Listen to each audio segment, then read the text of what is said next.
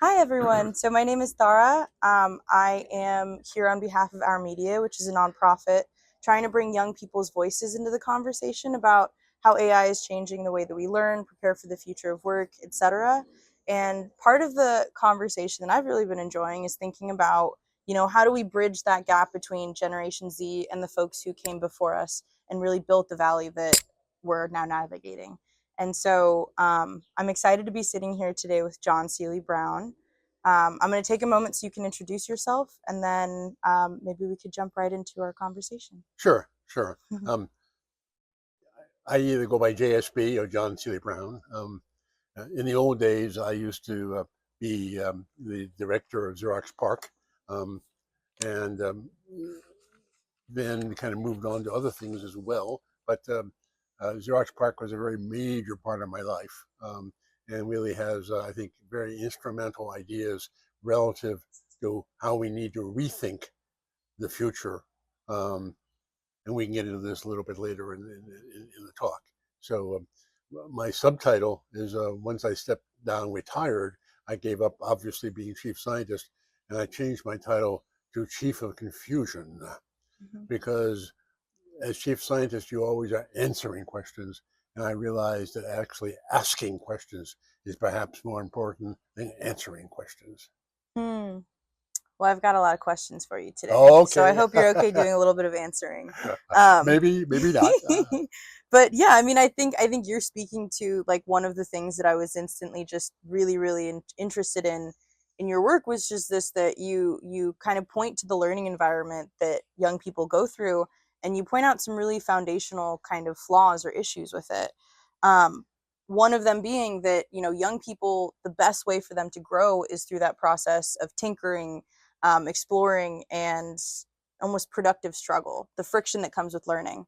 And so this brings me into my first question for you, which was, in this current world of AI that we have, there's this really big focus on efficiency and optimization. And so I think as young people are navigating this current landscape, they're finding this tension between AI as a tool to just reach immediate efficiency or get to the answer right away versus going through the processes of tinkering and exploration that you've talked about extensively. And so I'm curious, how do we design for those forms of learning when AI is pushing us more towards optimization? Well, I don't think AI is pushing us toward that theory of Hmm. optimization. Um, it happens to be maybe the social view of how a lot of professors use AI, teach it, and so on and so forth. Mm-hmm. But to me, the beauty of AI is it's an exploratory tool. It's a tool to in fact, tinker with, um, to listen very carefully, to even how to design a prompt is a further thing from obvious.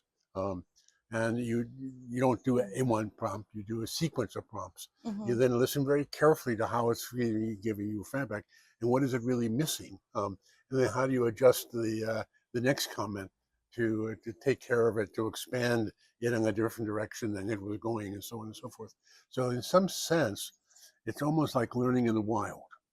Um, Mm. and so I actually think of today the way to use AI for learning is much more learning in the wild, um, in terms of how am I, really trying various ideas out, Yeah. um, and listening very carefully to how it responds, and trying to understand how it is learning about me and how I'm learning from it. Yeah. And so it's much more of an interactive game. Mm-hmm.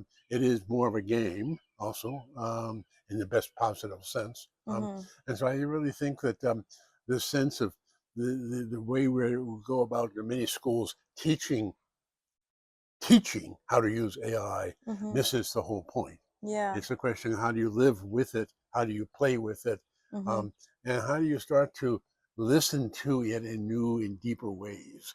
Um, Yeah. So That's great. it's a very active process, um, and it's the furthest thing from just, um, I'll give it a problem and take an answer and write it down and be off to the next problem. Mm-hmm.